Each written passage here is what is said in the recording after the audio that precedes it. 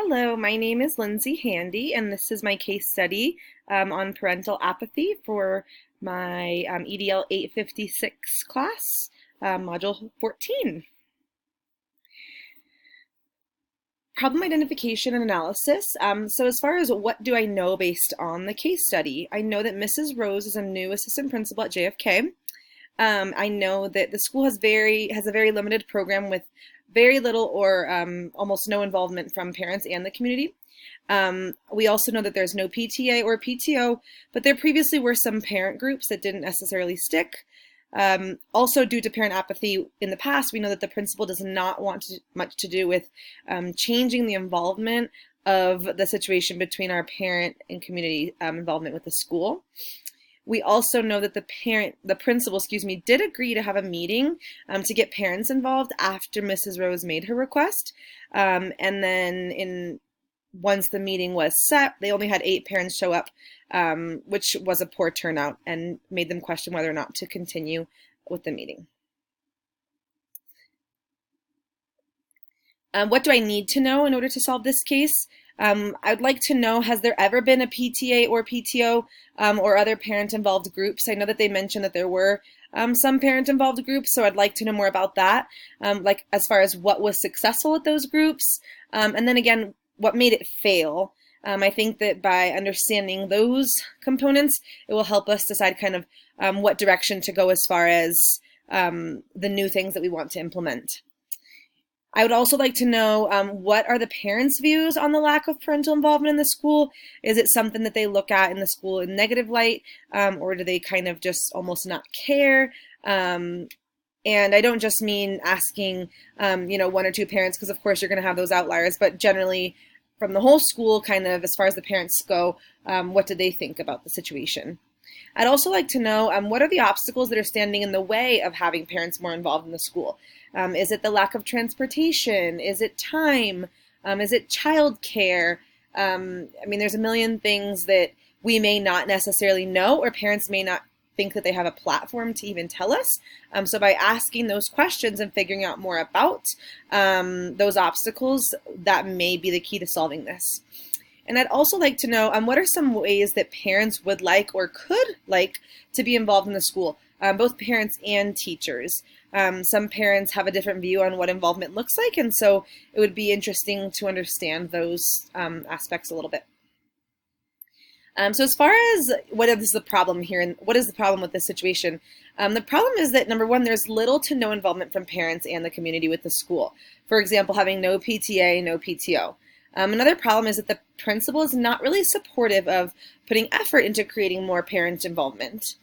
Another issue is the communication between parents and schools. I think that that's a huge issue in this particular case, based on the fact when they mentioned that they sent home an invitation or a flyer and got very little turnout. Another issue is that only 8 parents showed up for this parent involvement meeting. And the final problem is that the principal kind of wants to throw in the towel and not really continue with this meeting due to the lack of parent support, due to the number of parents that actually showed up. So my proposed plan of action would be step 1, to the most basic one, is continue with the meeting. These parents showed up regardless of only being 8 in number. They each are important, and so we definitely would like to continue the meeting. I just think that maybe our agenda needs to change to kind of more parents' thoughts and ideas, maybe even on the poor outcome of attendees. Step 2 for me would be to meet with teachers and staff and get opinions on better ways to communicate with parents. And then, of course, change the protocol for communication, because I think that my opinion is that perhaps the message didn't necessarily get out to parents or not successfully because of the poor turnout. That would be like the most basic reason for such little parents showing up, in my opinion. Step 3 would be to create more parent-involved events with incentives, perhaps for participation. Maybe every family that shows up gets to be put in a drawing for a free uniform day, or just some type of incentives to kind of get the kiddos to start bugging their parents to come, because I know that definitely works for our school. And then step 4, to schedule additional meetings regardless of the amount of turnout. I think that by us saying that parents aren't coming, so we're just going to give up, is kind of showing that we don't really care that much. That we're going to keep having meetings and keep fighting to fix this issue in order to help our students be successful. So to continue with the proposed plan, some strategies for implementing this plan. I think that during the meeting, we need to communicate benefits of parent involvement. Some parents may not even be aware of how beneficial it is for them to be involved in their child's life at school. And also discuss ways to encourage other parents to join, kind of from one parent to another. Perhaps a parent has a bad experience with school or school community, and one parent can reach out to another and be like, hey, I went, this has been great. And so on. So kind of and absolutely be encouraging and appreciative of those who showed. Also, I think that working as a team and collaboration, it will get more buy-in from the staff. Having teachers a part of these PTAs, PTOs is huge for getting more parents on board. Listen attentively to teacher ideas and concerns because they often have more parent contact than the administration do. So they know what works and what doesn't, and maybe why parents are coming or why they aren't. Also, I think we need to be extremely creative in the types of ways that parents can be involved. And these ideas can either come from teachers who are listening to parents or parents themselves. I think that by collaborating to come up with these different variety of things, it's going to be able to allow more parents to be involved. Perhaps a parent can't come to after-school events because they work evenings, so maybe they can come in and read a book to the kids. Or maybe they can't come ever during their school day to participate with the students, so maybe they record themselves, reading a book or something. There are ways parents can be involved. We just have to be creative in figuring that out. And also, another strategy would be when parents show up, show them that they're worth it. We can't cancel a meeting that only has eight parents because there's only 8. It's still 8 important people who showed up to show that they would like to be involved in their child's life. Resolve the issues based on the success of all students.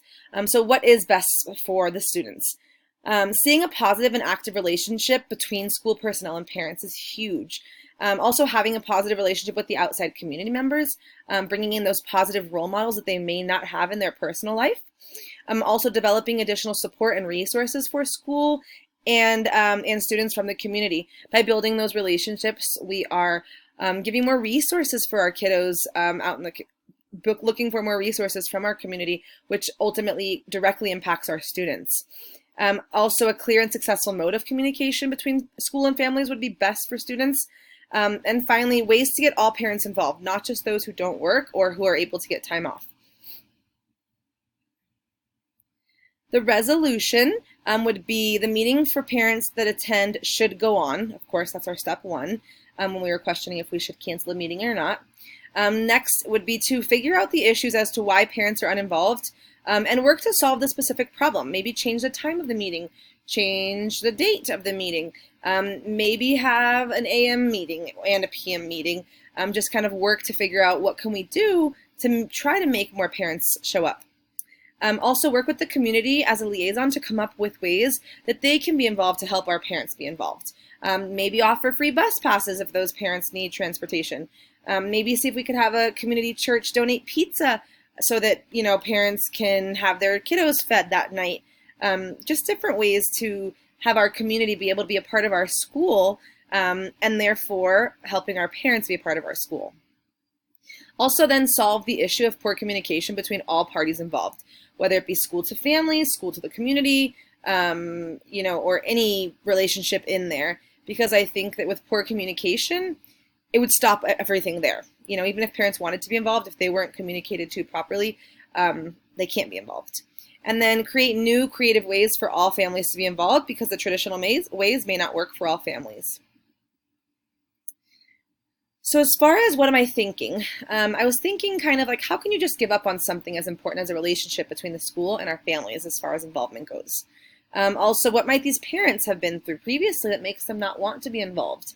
That's a huge thing to consider when thinking about, parents that we think just don't want to be involved. What made them not want to be involved? How can I touch each and every parent to explain the huge impact that being involved makes on their students' academic success? And finally, how is this directly affecting our students? Do they even know better? and what positive changes could this make in their life.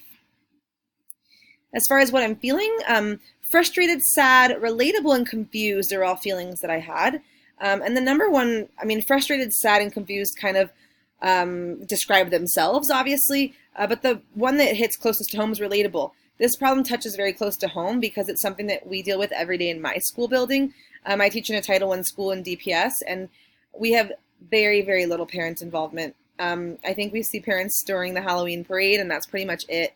And so we just this year created a PTA, and I think that that's really helped, but we're just building. So I think that is the biggest feeling that I was feeling throughout this assignment. And finally, what am I valuing? I'm valuing time because many parents work, especially in low-income schools, and therefore time may be an issue when it comes to being involved. So think of more creative ways for them to be involved. I'm also valuing fairness, making it so that every parent has the chance to be involved. It may look different than another parent, but they all have the opportunity. And then I'm also valuing previous experiences or traumas. I've mentioned like many times, what's the root that's making parents not wanting to be involved? And finally, collaboration. I think that teamwork is where it's going to make this issue become resolved. Teamwork from all stakeholders. Some unresolved issues that need further investigation would be, what are the modes of communication that are the most effective for which parents? And it may take various in order to reach all parents. Finally, is a PTA or a PTO something that will bridge the gap? And what all goes into creating this? Because I do know from experience it's a big undertaking. Can we do anything to change the culture that makes communication something the school values? And finally, how can we get more buy-in from our principal, the school leader? As far as how I promoted academic success, by bringing parents in as volunteers, this is allowing our students to work with positive adults, and therefore they should have more academic success. Finally, a successful mode of communication between parents and staff will give students more accountability. Also, research shows that students who have involved parents tend to do better academically in school. And hosting events that are centered around academic success creates buy-in from the students. They just love to be celebrated. How did I promote the well-being of every student? By meeting with teachers and staffs on an ongoing basis, we're collecting data from those people who work the closest with our students, and they can help us decide what's best for each particular family and therefore student. Also, by creating a variety of ways parents can be involved, we're making it easier for the parents to be involved, and therefore the students' self-esteem will go up. And by scheduling additional parent meetings, regardless of the turnout, we're telling families that they individually are important. It's not just the size of the group, it's them. And this will boost their confidence of the involvement of our students and their families. And finally, how did I promote the communities of engagement for families and other stakeholders? Number one, by having frequent parent, staff, and community meetings. We're bringing the whole team together to promote a sense of community. Additionally, we are creating more and more creative school community events, and we're hoping to reach more families regardless of their schedule. And this should also help to bridge the gap between the school and the community relationship that our school extremely needs. And finally, by developing a new and successful mode of communication that works with each particular family, we're promoting a sense of community and engagement for our school community. Thank you.